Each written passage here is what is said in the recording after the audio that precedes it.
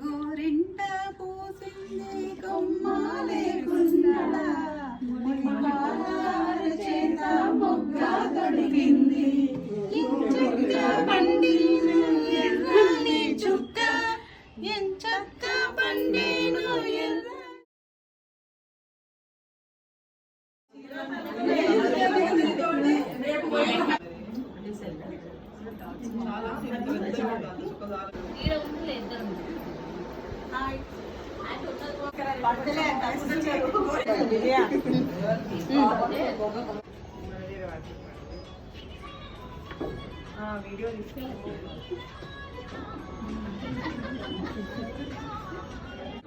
video ఊరెళ్ళి పెట్టింది